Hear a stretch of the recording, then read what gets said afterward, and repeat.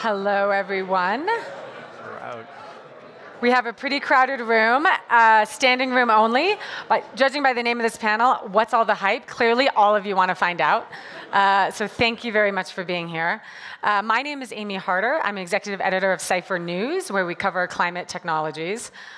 Hydrogen might be the specific technology that we've been covering the most over the past year since the US Congress has passed a lot of laws supporting it. So I'm thrilled to be moderating this conversation. With me here on stage today, to my immediate left, is Jon Horek, Vice President of Hydrogen at Invenergy, one of the largest privately held renewable energy developers in the country. To his left, we have Adria WIlson, Director at Breakthrough Energy, where she leads on hydrogen policy, among other areas. And rounding us out at the end is Geoff Tuff, Principal and US Hydrogen Practice Leader at Deloitte. After a discussion with us here on stage, we'll be throwing it out to you in the audience, so please be thinking of things that you would like to ask. First, an audience question to level set all of us. I see some familiar faces and a few new faces. Raise your hand if you work on hydrogen, either directly or indirectly, as part of your day job. Okay, so that's a strong minority, which is great. That helps us understand how wonky we're going to make this conversation, which is to say. I would say it's encouraging to see them all in the front row in the middle of the room. So. They're like pack animals. They all want to sit next to each other. Although you need to spread out so you can help inform everybody else here. This topic can get very complicated very fast, so we'll make sure not to get too complicated without explaining things. So Adria, I want to throw it to you first. What is hydrogen, and why is it useful, and how can it be useful? Sure. Hi, everyone. So starting from science, hydrogen is a molecule of two hydrogen atoms. That's usually what we're referring to. Hydrogen is the first element on the periodic table. It is a proton and an electron, and when you put two of those atoms together, the electrons combine into a bond that carries a ton of energy. So it's really our simplest chemical energy store. So one of my colleagues, Eric Toon, likes to call it pure chemical energy. In any case, you might also astutely observe that there is no carbon involved in hydrogen, which means it's a source of chemical energy that doesn't have hydrogen in it. One other thing to observe is that hydrogen is literally everywhere. All of you have it all over you. Any hydrocarbon is made with carbon and hydrogen, not water, which you might try to pull out because the word hydro, right? So that means we could get it from a lot of places, and we can use it to do a lot of things because it's a building block in reactions. And that's why people refer to it sometimes as a Swiss Army knife, because of the sheer volume of things you can do with it. You can transform it into other more complicated chemicals. You can turn it into electricity. You can use electricity to make it. You can burn it. So there are a lot of different things you can do with it. That said, when you constrain all of that science with the real world, it doesn't mean you should do all of those things, and it doesn't mean that they're all equally important. But in the context of decarbonization, there are just some things we can't do right now with electricity. So in that context, it becomes a really interesting tool to kind of run the last mile, as it were. That's one way to kind of think about it when we're trying to figure out our pathway to net zero. And the truth is that every time very smart people try to map out a path to net zero by 2050, you really can't do it without using hydrogen and making hydrogen to some degree. We don't know exactly how much, but you do need it. Adria has a PhD, if you can't tell. She's extremely smart. Another audience question. Raise your hand if you've heard of the Hindenburg explosion. So yes, all hands go up. Very quickly, Adria, tell us why that isn't a good barometer for where we are today. Well, I think, so I'm no expert on the Hindenburg, but I think the paint's what caused the explosion on that. In any case, we're not trying to use hydrogen to literally float things and move them around via blimp. So I would just kind of remove that from your brain. some people might say, well, the reason that that's important is because it tells us that hydrogen is flammable and maybe not safe. I would challenge that assumption, because if you blew up gasoline, you'd also be in trouble, right? Part of the reason we need fuels is because we need something that carries that much energy in a dense enough way that we can use it to transport ourselves. So yeah, I think anything that does what we need it to do, that is to say, any fuel that actually moves us, is going to have a lot of power. And I think a theme here might be thinking about hydrogen as a tool that has opportunities and risks, and we need to know how to mitigate the risks as we build out this economy and seek out the most ambitious opportunities in the context of decarbonization as we do that too. Great, thank you, Adria. Geoff, I want to go to you.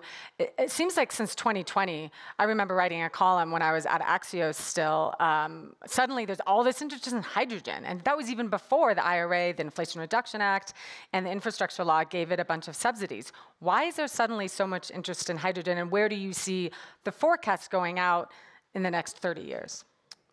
Sure. So a couple things I'd say by way of context. First of all, many of you probably know, we make and use hydrogen extensively today. It's used in many chemical production processes. It is really important to a whole variety of different industries, and we've been using it for a long time. So this is not the invention of something new.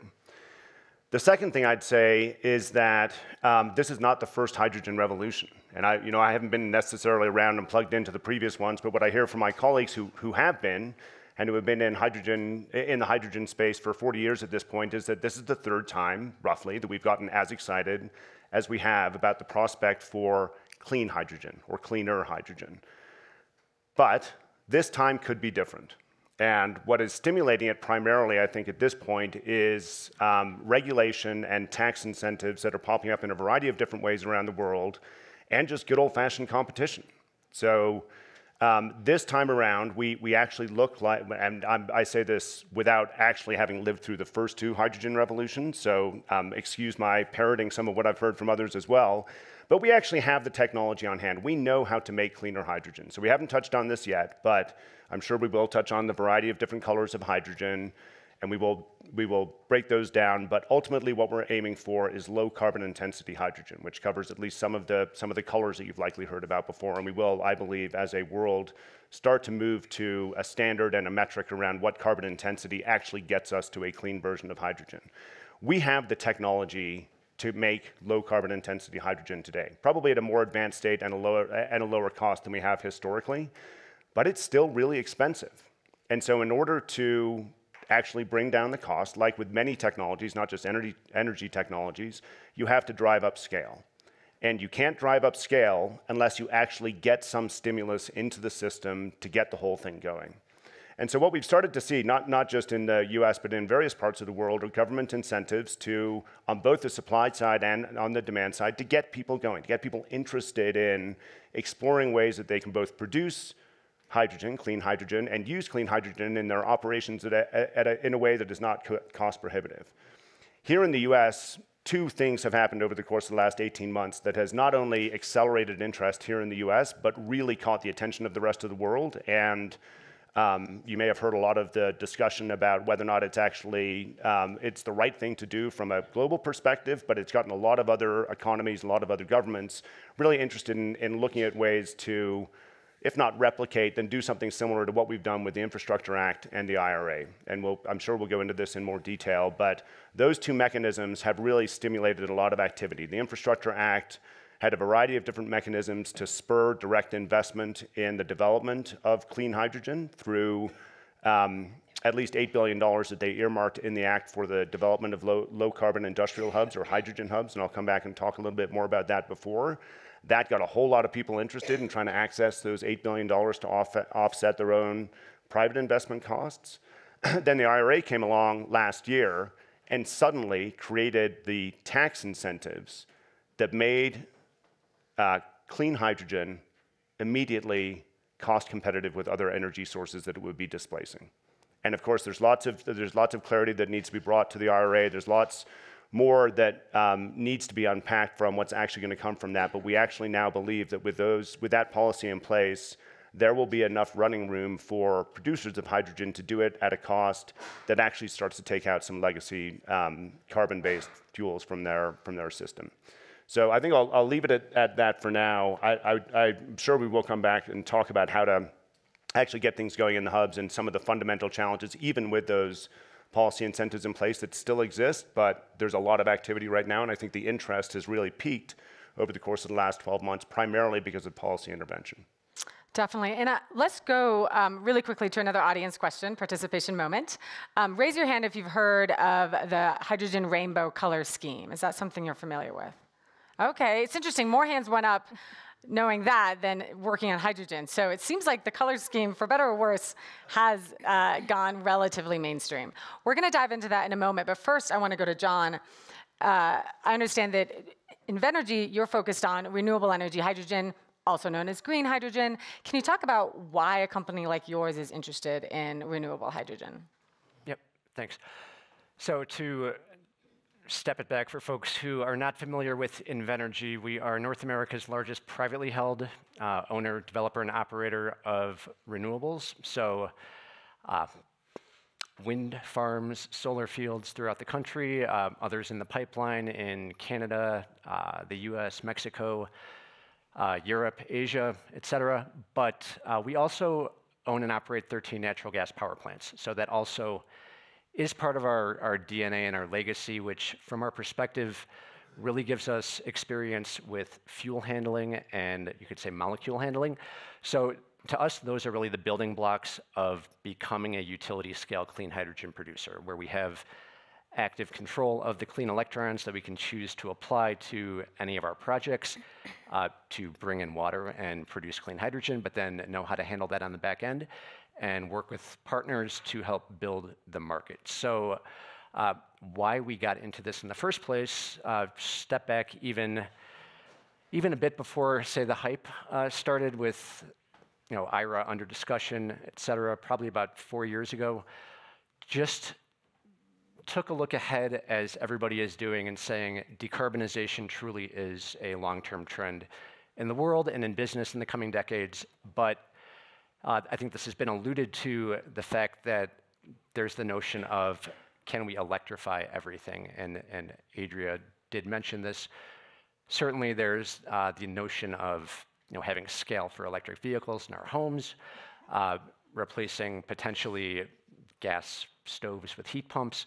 But there's an entire additional portion of the economy where we question, certainly, will it be electric? Will it be batteries? Can we fly from Los Angeles to Shanghai on batteries? Can we take a transoceanic ship from the port of New Orleans to the port of Rotterdam? Or will that require liquid fuels still? So we saw this also as the other half of the business opportunity going forward, and that hydrogen, placing a bet that will be part of it. So we started small 2-3 years ago, starting to think about this at a pilot scale that we're now in construction on, a project called Sauk Valley, again, pilot scale hydrogen about 100 miles west of Chicago, to produce and sell to other pilot scale users in the Chicagoland area. And is that renewable energy hydrogen? That is. We have a solar field on site that we've built dedicated to this, to produce and learn. And it's similar to really every way that we've ever grown our business. We started with a 20 megawatt solar field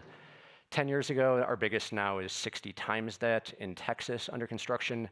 Our biggest, our initial wind farm was 20 megawatts. Now it's typically 10 to 15 times that throughout the country. So we see the same with hydrogen going forward, but we need to start small and learn. And the next set of projects we're doing are much larger.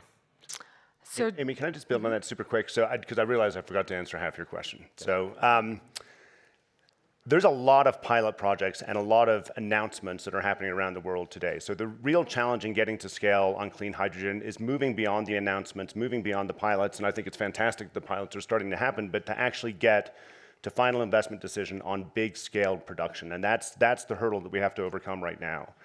By some estimates, and as Adria said, we don't know exactly how much we need, but by some estimates, we need 600 million metric tons of clean hydrogen by 2050 in order to achieve the decarbonization goals that we have. Today, I believe, and you guys might want to check me on my numbers here, I think we as a society create 100 million metric tons globally around the world globally, and I think 95% is actually produced using fossil fuels. So we're talking about 5 million metric tons, scaling to 600 over the course of 27 years, call it. That is, if not by definition, exponential change. There are going to have to be exponential moments in the development there, and that is the real hurdle that we've got that I think a lot of the policy incentives and a lot of the business moves that we're starting to see are meant to catalyze.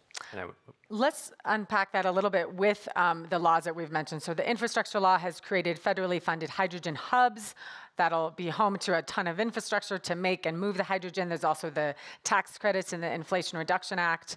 John, maybe we'll start with you because I look like you wanted to say something, so you can tack that on to answering the question I'm about to ask, which is your company taking advantage of any of these laws, and what sort of challenges have you experienced, and could there be some unintended consequences? Got it. Okay. So to just build on the point of what projects are actually going forward fully to investment, I think the Hydrogen Council, which is a global consortium of companies doing hydrogen, puts out a report every year, had been with McKinsey. I think their number now is 10% of all of the announced hype is actually going through to large-scale investment in projects. So there is, even with the incentives, I think still a gap there, right? So are we taking advantage? Yes. The two big ways to look at that would be within the with the Inflation Reduction Act, the $3 per kilogram production tax credit. So from a green hydrogen perspective, receiving an additional $3 per kilogram that we can apply to lower our production price and pass that along to end users is monumentally important. It's the reason that you see a lot of companies from around the world coming to the US also and setting up shop to try to do clean hydrogen production here. But nevertheless, still maybe a gap there in terms of what your end market is that you're trying to sell to. The other half of the incentives would be the $8 billion for the hydrogen hubs. We are active and key member of one of them, the Mach H2 hub out of Chicago. Certainly there's many others around the country. We are doing projects that are not in hubs, so there's kind of the balance there, but wouldn't say unintended consequences at the moment. We have to get the market off the ground first. And just to clarify, final decisions on which hubs will win, there's been sort of a bidding process, so to speak. That announcement will come in the fall, I believe. But Adria, why don't you pick up where John left off? What are you watching for in these new government policies of what's missing and what are you looking for? Yeah, so far, I mean, the two big ones have been the Regional Hydrogen Hubs program. So DOE announced it's like a grant program for consortiums of companies and communities, and the goal is to build a hub, which is kind of like the nucleus for an economy by bringing together supply and demand. And the law requires a diversity in production methods, so those are mostly what the colors refer to, but also a diversity in potential end users. And I think my one thing I would like to leave you all with is that the question you should always be asking about hydrogen is why are we making it, where are we using it?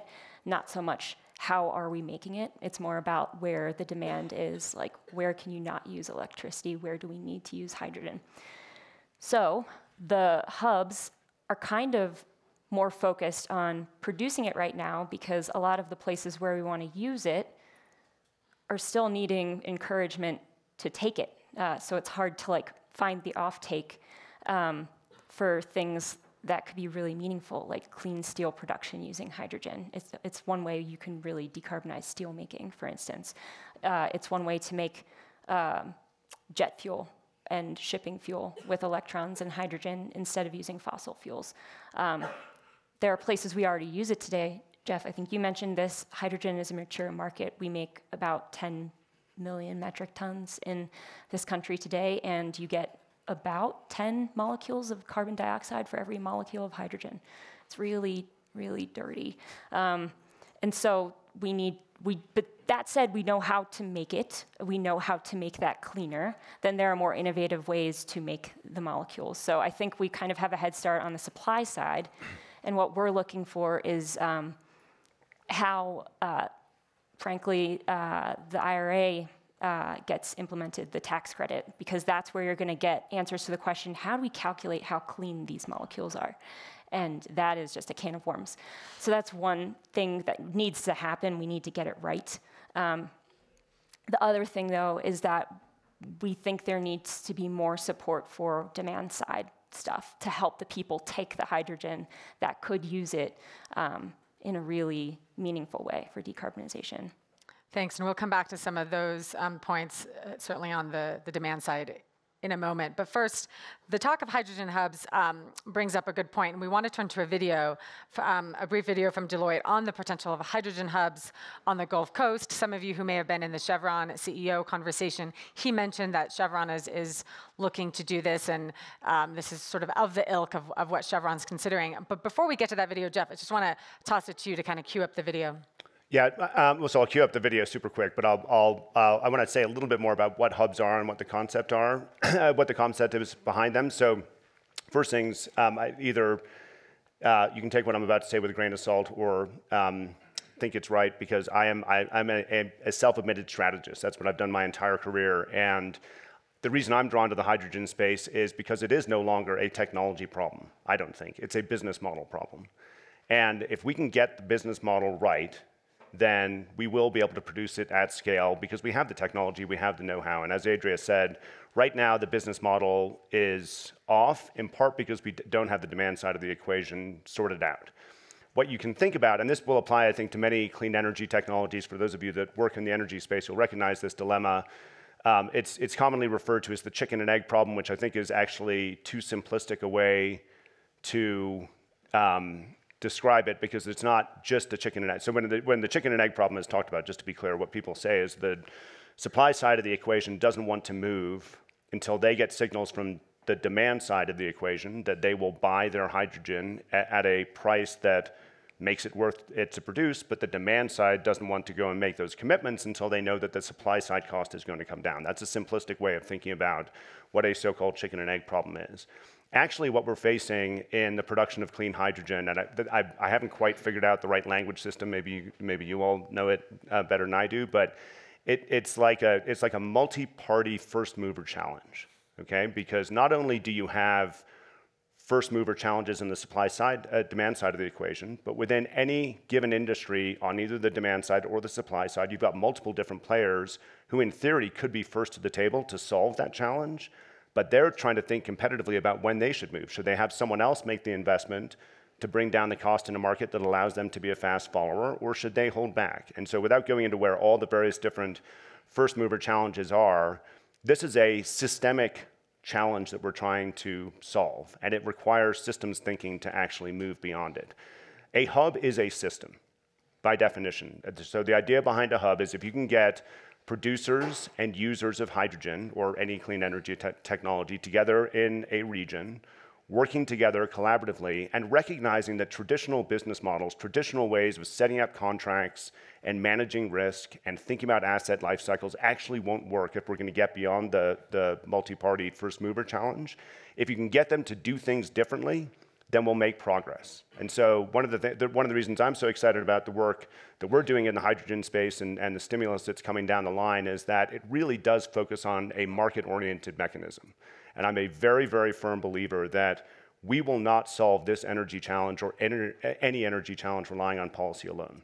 Policy is really important to get things going, but if we don't have the fundamental economics of the market sorted out, it's not going to happen. Because at some point, policy incentives just do run out.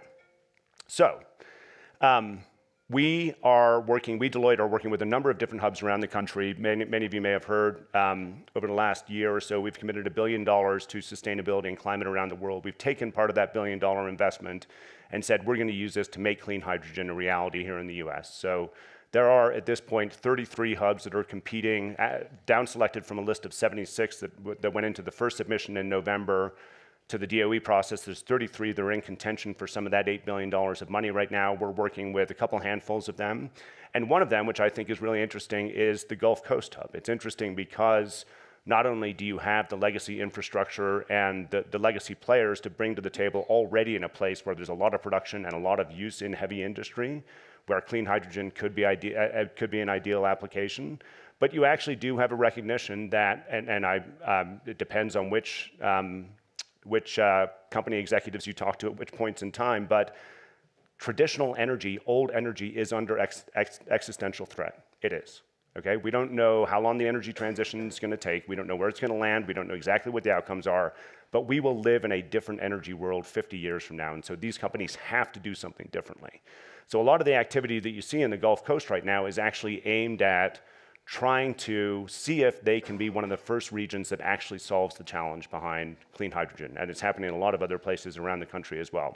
So the short video we're going to show you is just an excerpt of a longer one we've got. It's easy to find on our website, talking about the promise of clean hydrogen if produced in a hub, but also some of the real challenges. And again, I encourage you to look at the depth of the other video, because some of the challenges actually don't have anything to do with clean hydrogen. They have to do with the impact on communities of big new energy infrastructure projects. And if we can't figure out the community benefit and energy equity side of the equation, that's as good a reason to not have this work as any. So I think with that, if we could just show the very quick video, we can come back, and if you have any questions about any of that during the Q&A period, we'd be happy to take them.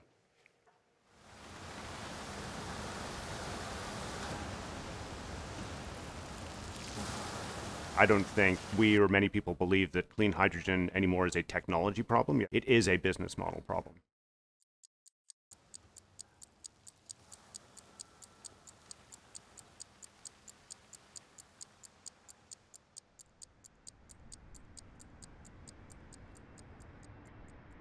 When you combust hydrogen, there are no CO2 emissions. It's a very near-term way to substitute for natural gas, for fossil fuels, in a lot of existing processes that you can run off of mixes of hydrogen and natural gas today without any modifications. It's the right mix of leveraging past investment to set yourselves up for new investment going forward. You have an ecosystem where many of the same players that drive carbon-based fuels today can drive change relatively fast in a fuel source and a molecule that we can produce abundantly. By 2050, we expect that more than 20% of the world's energy needs will be supplied by hydrogen. The climate won't wait, the planet won't wait, and society can't wait. And we have the technologies today to bring that to fruition now and going into the future. None of these solutions are things that any company can do all by themselves. That means we need partners who produce hydrogen, we need partners who ship hydrogen, we need partners who have carbon capture and sequestration capabilities, or means cooperating with communities, because communities are impacted by the facilities, by the pipelines, and we can test things, and things that work here in the Gulf Coast region can work elsewhere. We've pledged over $1 billion as part of our World Climate Initiative. We've earmarked some of that commitment to catalyze low-carbon hub development in the U.S. And we're excited by hydrogen's potential in otherwise hard-to-abate sectors, which account for 25% of global emissions. As we move forward to change the way we make energy, to reduce particularly those emissions that are contributing to climate change, can we leverage those investments also to improve the condition of the people who live next to these facilities? I think that's the big question.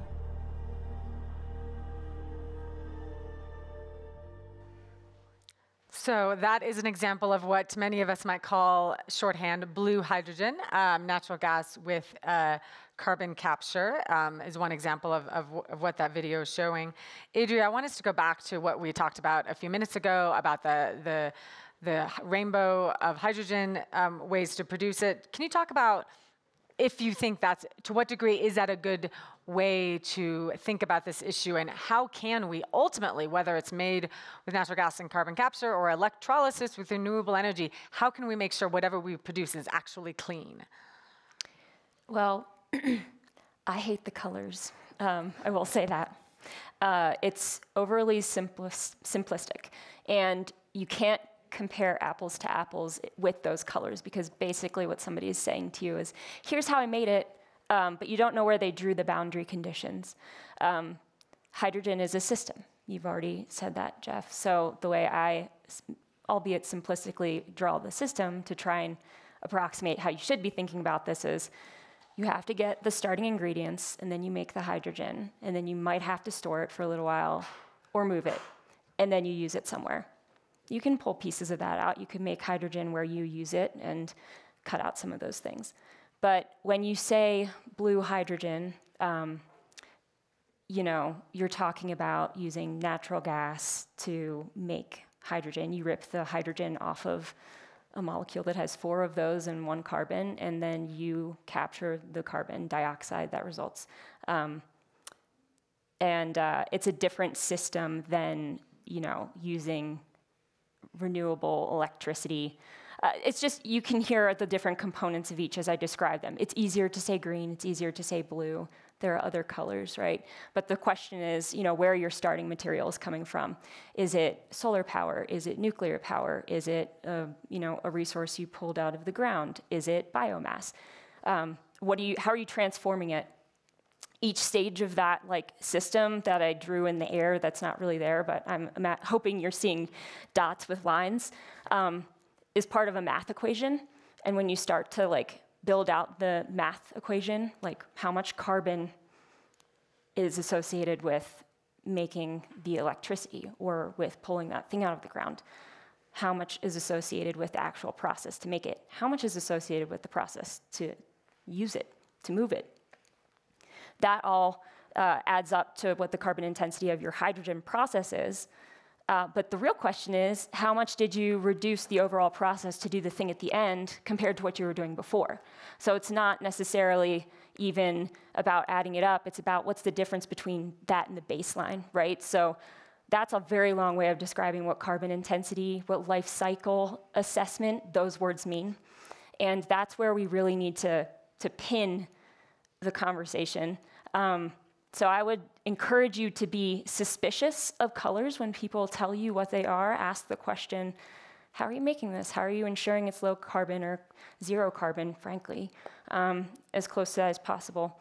Or just be repentant when you use them, because sometimes it's just a lot easier to say green than it is to say electrolysis powered by renewably sourced electricity. And I do just want to comment super quick, lest anyone takes away the wrong impression. The Gulf Coast would say that they are doing both carbon captured and renewable energy produced hydrogen. That's ultimately part of their strategy. And yeah, definitely. I will say, though, that there are more than 2 ways to produce hydrogen. Yeah.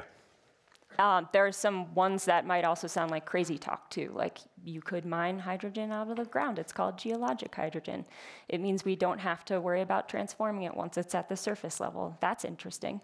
And then there are different types of electrolyzers, and there are all these secret places where innovation actually comes in. How can you do that better? How can you actually turn what electrolysis is turning water and electrons into hydrogen and oxygen, which just goes up into the air. How do you do that better, higher efficiency, so you're wasting less of the inputs, wasting less water, wasting less electricity? So there are lots of things involved. In a few minutes, we're going to throw it out to you in the audience. I hope you are coming up with some good questions to ask our panelists.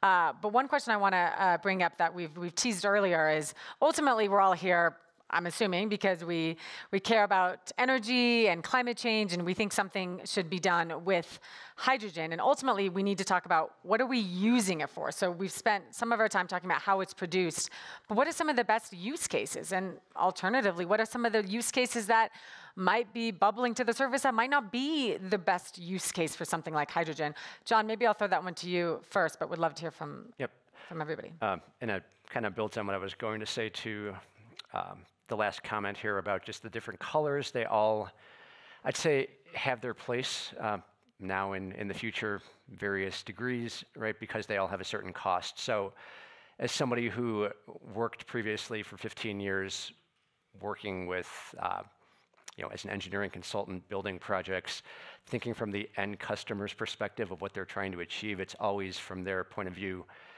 some mix of what is the carbon intensity I need plus the cost I'm willing to pay. And previously started my career in heavy trucking, so seeing a variety of these use cases, that's how I think about it. What are they willing to pay? You have a certain set of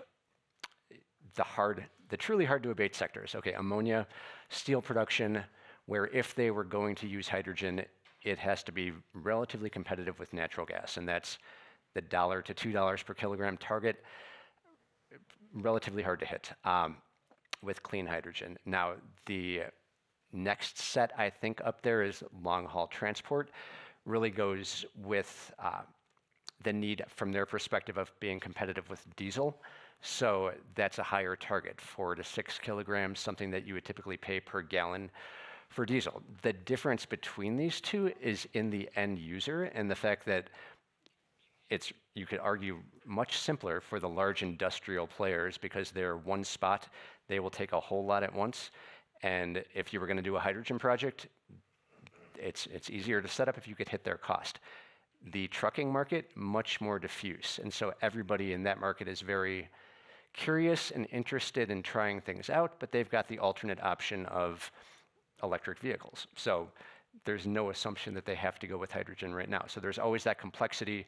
It's why we're seeing pilot programs going on as folks are really figuring out what those applications are. And I think as we do in partnership, we'll really start to see scaling in certain industries. Geoff and Adria, just really quickly before we get to the audience questions, what, if you had to name one best use case for hydrogen and least best use case for hydrogen, what would those two sectors be? Want to go first? Or want me to? Sure. I feel like I might be throwing some darts here, but or just, you know, invoking my Jersey background and being like, come fight me. But we welcome that here. I will be kind. So I think a no regrets use is, this is so broad, but it's a building block. It's a chemical. So using hydrogen where you need a feedstock makes a lot of sense. So industry is hard to describe because a lot of processes there are very varied. But jet fuel is a chemical, plastics are chemicals. So those are the places where it would be really cool to see it. One, I have a hard time with building heating. Like, if anybody is trying to tell you that piping hydrogen and natural gas into your home as a source of heat is a good idea, I have a lot of questions about that. So that would be one of my lower tier things. So I had a very similar answer for the first one. Chemicals industry uses a lot of hydrogen today, and that's an obvious application. And just as a side note to that, I think Jon hit the nail on the head when he talked about willingness to pay. So willingness to pay is going to be a combination of where you are paying something already for a competitive or a different type of solution where hydrogen, if it can get to a certain price point, is going to be cost competitive. And so that's one place to look for the early applications. I think another is just both societal and capital markets pressure to decarbonize. Whether we like it or not, there are some companies and some industries that have higher visibility and will have higher pressure if they want to continue to access the capital markets to decarbonize their operations faster, and they might actually do something that's non-economic in the short term for that. And there's a variety of, quote, heavy industry, dirty industry that are probably going to fall into that category, but those are the applications that we should be looking for first, but it all does come down to willingness to pay, and I think enough said on that. The interesting market to, I think, watch here is passenger vehicles, and that's, I'll say I'm a little skeptical on that one to begin with, because battery electric vehicles in most corridors, in most areas, are actually a better solution already because they have the infrastructure in place.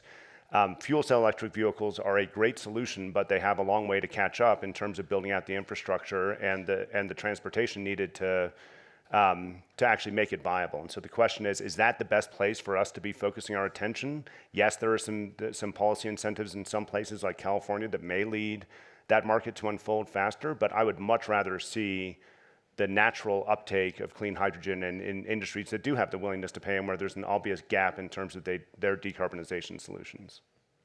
That's great. Would love to go out to the questions in the audience. The woman in yellow definitely wins that one. And I think there's a mic going around. the most excited questioner of the entire festival. Okay. I'm nervous now. Yeah. Yeah. My name is Priyanka Gupta. I'm part of the Bezos Scholars. So I'm only 16 years old. So forgive me if I say something not too knowledgeable because I'm still in my chemistry journey. So if you say that hydrogen is an energy source that has a potential to reduce dependency on fossil fuels or other foreign energy, and that the energy is a multi-trillion-dollar business, why are we only investing $1 billion in it? $1 billion in it. Does anybody Well, want to? so I'll say we're investing a lot more than $1 billion, and I'm going to answer this as a business geek as opposed to a science geek. No offense, but you can maybe tackle the science geek side of it. Ultimately, we have an embedded base of business today that is going to be very difficult to unseat if the economics don't work. And ultimately, we're going to need fossil fuel-based energy for a very long time to come, hopefully in different mixes and in different places, and presuming we all want to do the right thing for the world, that will wind down over time, but it's not going to happen overnight. And so we can't just cut off investment to that industry immediately and expect to still have a safe and reliable set of energy sources. The capital that flows into clean hydrogen, though, will be that what comes from the policy side of things, which is many tens of billions of dollars if you look around the world today, is going to be absolutely dwarfed by private industry if and when we get beyond that chicken and egg problem that I talked about before, because at that point, the economic incentives will be in place. And so we will start to see if the billions and billions and trillions of dollars actually that's being invested and has been invested in fossil fuel infrastructure over time, we will see part of that investment diverted and go to new energy sources like clean hydrogen. But there's no way we're going to get there if we rely on policy and governments alone. There literally is not enough money to invest to make it happen if we rely on policies alone. But I'm encouraged by what I'm seeing in the very early stages here in the US market, where as soon as the IRA hit, I mentioned before that we're working with a lot of the hubs, and the conversation before the IRA came out was all about, are we going to access the DOE money to get our projects going? Almost immediately, every single one of the hubs that we talked about said, you know what, the economics now make sense, so yes, it'll be nice to get $1 billion from the DOE to offset our project costs, but we're going to continue on this project whether or not we get the DOE money because we have the private sector investment to justify it. Oh, I will just add to that. Just so it's crystal clear, the tax credit is going to be a lot more funding. Yeah. As long as the math works out and the people producing the hydrogen make it clean enough so it goes from like 10 molecules of carbon dioxide to like less than 1, I guess, by the math. It's like, it would be a 0.45 or something like that. So there's an incentive there, but there's that, and then the actual number of hubs that asked for permission to apply, basically, proposed, they asked DOE for $60 billion, even though they have $7 billion that they're giving in the proposal, and had about $160 billion in private match proposed. So if all of those went forward, a lot more private funding would go into the hubs. Yeah. Did you have something to add to, John? Yeah, I mean, I just wanted this to, I guess, to make the point that when we talk about a lot of money being invested, government funding is a co-investment, right? It's to incent the private sector. So really have to think about this from the very bottom-up level of every company that wants to produce, are we willing to scale up investment in our own projects because we actually see the market at scale to say, let's put $500 million into this and do a large project. Likewise, for the buyers, are they willing, if it's a major truck fleet that has 5,000 diesel trucks, do they see a clear business case to say, let's replace all of those with fuel cell trucks, and why shouldn't I do electric vehicles instead? So there's a certain amount of uncertainty right now that I don't think money itself will solve all the problems. It's really part of this ongoing, say, chicken and egg, but also the collaboration necessary to work these problems out. One way of doing this, so First Movers Coalition, also, I don't think we've mentioned something that came out of the World Economic Forum a few years ago, but global companies on the supply and demand side for the hard-to-abate sectors. So Invenergy is part of this on the steel side, saying that we're willing to pay a bit more for some of our wind turbine blades to incent the production of green steel. And that's a market signal that's seen then by global steel producers like US Steel or ArcelorMittal. Same thing in cement and others. So when we have various partnerships like that to help get the market off the ground, I think that money will increase. More questions? This lady here, and then we'll go to the gentleman. And Amy, unless David gets left behind. Oh, yes. Oh, yeah. You're too, so. That's why I had to turn this way. You will be next in the queue. Hi, thank you so much for having this discussion. I'm Auburn Bell with the Center for American Progress, and I'm also an Aspen Ideas Fellow. In the video, it was mentioned, and in the discussions we've been having, it was mentioned that combusting hydrogen does not produce carbon emissions. However, it does produce a significant amount of NOx emissions when combusted, which has its own host of public health implications. So I'm just curious, as we're having this discussion, to make sure it's as robust as possible, what do you say to environmental justice and frontline communities who are seeing the fossil fuel facilities that have historically caused them harm be prolonged by the hydrogen transition and the retrofits that we are anticipating, especially with blue hydrogen, natural gas? So how do we, what do you say to folks who are worried about that and are concerned that kind of this promise that eventually we will be producing clean, green hydrogen that won't have these emissions problems may be kind of a, quote, false solution? And then what do we do to mitigate the potential co-pollutant emissions in that process as well? Thank you for that question. Adria, or anybody want to tackle that? From in a sense, it's an engineering problem. So NOx will be produced, right? Like there are many uses of hydrogen where you're not combusting. If you put it into diesel trucking, also heavily in traditionally environmental justice communities, that there might be a lot of intermodal yards, a lot of diesel trucking. If we used fuel cells instead, that is not combustion. So now we've reduced emissions on that front. If we are doing something like cement production and it's, how do you hit 2,000 degrees temperature to continue with this plant? What are the options? Well, we could do clean hydrogen. You are correct. Like NOx emissions will go up. So that does mean then that the owner of that facility actually needs to pay even more to put more robust NOx controls on the back end. And they have to think about that upfront, no doubt. And that has to be part of the total cost of ownership decision for that company in terms of whether or not they're going to actually go forward with that project, because they always need to be attentive to the communities that surround. And to Adria's point about the systems picture in the air, that has to be considered in the cost structure if they're going to be adopting it, and it has to be a part of the system that they're planning for, because it is not clean if you don't actually take care of the emissions as well. I don't have a, like a project developer orientation here, but I do know that you're right. If you put hydrogen into a combustion turbine and you blow it up in air, you will also make NOx. And you can design the flame in that burning process to maybe do that a little less. So maybe there's a way to incentivize that to drop NOx levels. But I was only supposed to choose one use case I didn't like. The other that I have a really hard time with personally, but I think so do some of my other colleagues at Breakthrough Energy, including people who are smarter than me in this area, is in the power sector. So there's a way to do hand wavy math here about what are you making the hydrogen with, and then where are you moving it to, and then how are you using it. If you're making it from natural gas and then burning it alongside natural gas, why didn't you just cap the natural gas? Or if you're using electricity in an electrolyzer to make hydrogen and then you burn it in a combined cycle plant, why didn't you just use the electricity at the end? Why didn't you just put that electricity in the grid? So I'm sure there are business cases for why you might do that in the near term.